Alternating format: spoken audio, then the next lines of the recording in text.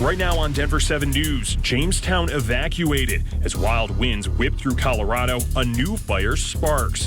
The timing could not be worse, as crews are already struggling to contain our state's largest wildfire on record. We've been advising people to just pack a go bag and just be ready to go, just in case the wind shifts. Roads are shut down and more families are being told to leave their homes as the flames creep closer and closer. It's gonna take some getting used to for a while. No sleep, just wondering what's next. As smoke billows across the Front Range, homeowners are left wondering what will be left when the flames die down.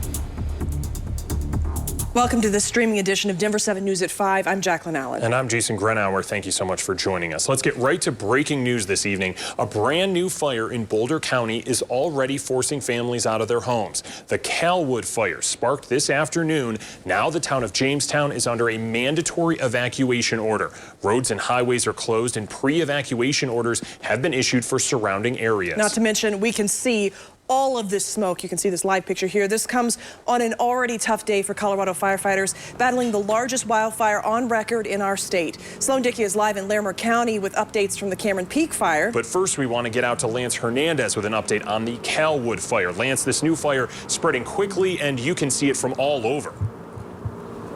This is a very fast-moving fire. I'm on the north side of Boulder at the intersection of Broadway and Highway 36, and when you look off to the north, you can see nothing but a solid gray wall of smoke. That's all the stuff coming from the Jamestown area. Now, it is referred to as the Calwood fire because it began in the Calwood Education Center area, just north of Jamestown.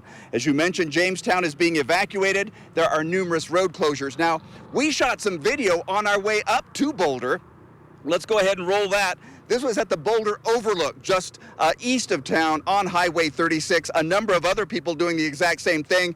Humongous smoke plume coming from the west, from the Jamestown area, blowing to the east, northeast. Now, there were a number of folks that are being evacuated from that area. We are told that that fire has indeed jumped Highway 36 north of Boulder. We're not sure of the exact area, but it has again jumped Highway 36 north of Boulder. Office of Emergency Management officials telling us that if you haven't evacuated already, you should be making plans. Now, there are a number of folks that were leaving the Jamestown area. We stopped at one of the roadblocks there. Authorities talking to each and every one of them as they were coming out, trying to keep people from going in unless they lived close by, just to retrieve another car, to retrieve livestock, to retrieve pets or some emergency items, and then they're telling those people to get back out of there.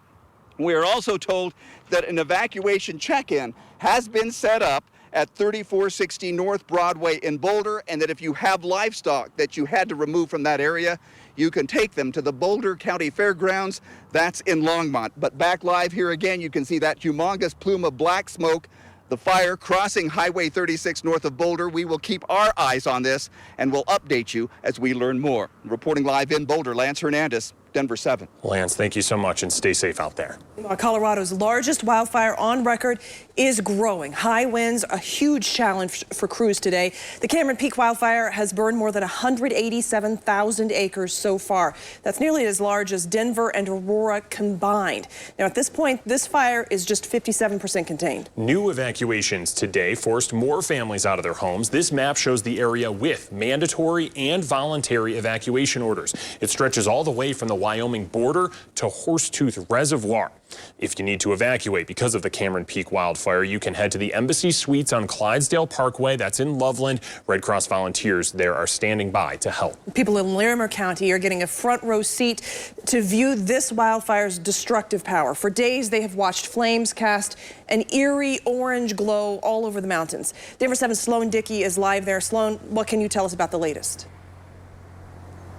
Yeah, well, I'm standing right at that evacuation line just a few miles north of Estes Park, and crews have been battling those flames as they expanded into this area behind me over the past 2 days. Neighbors in this area tell me that they saw those flames sometimes reaching up to 100 feet in the air just behind me in this area, and they saw those fire crews battling those flames, and now they're saying that some of the neighbors are going out of their way to say thank you.